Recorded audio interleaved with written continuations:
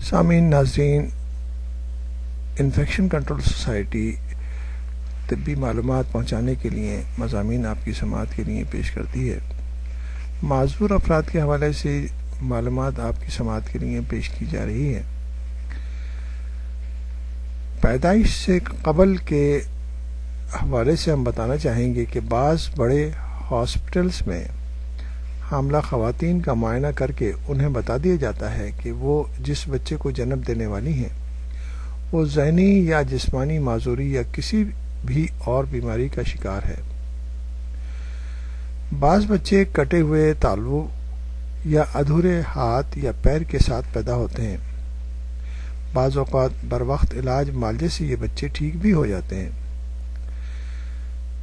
بڑے شہروں کے سرکاری اسپتال میں ایسے بچے کی تھراپی کے شعبے بھی قائم ہیں اور ان کے جسمانی بحالی کے لیے انہیں مصنوعی اعضاء بھی فراہم کیے جاتے ہیں۔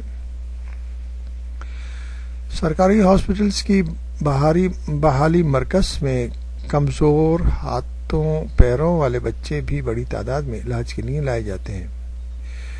جسمانی معذورین میں پیدائشی معذور اور کسی حادثے کے نتیجے میں معذور ہونے والے افراد شامل ہوتے ہیں۔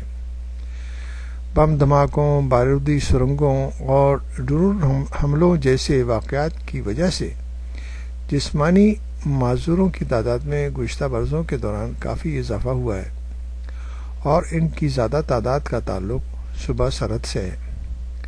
ان افراد کو علاج کے لیے راولپنڈی، اسلام آباد یا پھر کراچی لایا جاتا ہے۔ ان افراد کے لیے جو بھی مسائل ہوتے ہیں، اگر ہاتھ کے مسائل ہیں تو ہاتھ کے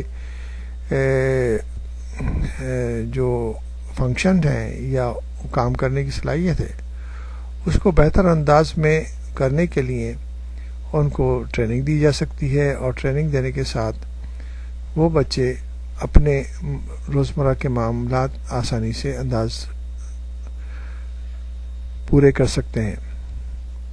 لیکن کچھ بچوں میں مسائل زیادہ ہوتے ہیں اور ان کے لیے اسپیشل انسٹرومنٹ، اسپیشل ٹرانسپورٹ کے طریقے استعمال کیے جاتے ہیں۔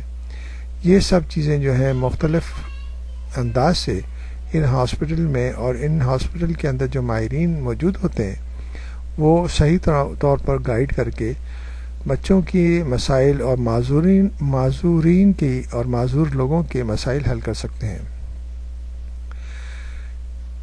ان مسائل کو حل کرنے کے لیے سب سے اہم مسئلہ ان کی اکنامیکل سپورٹ کا بھی آتا ہے۔ ایسے افراد جو کہ معذور ہیں یا فیملی ان کو برداشت نہیں کر سکتی تو حکومت کو یا این جی اوز کو ان کی ہیلپ کے لیے ایسے ادارے قائم کرنے چاہیے جہاں پر ایسے افراد اپنی ضروریات کے حساب سے کچھ instrument, wheel chairs, walking sticks, مختلف اشیاء جو ہے انہیں یا تو کم نرخوں میں یا فری ان کو پرووائڈ کی جا سکیں تاکہ وہ اپنی زندگی کو بہتر طریقے سے گزار سکیں۔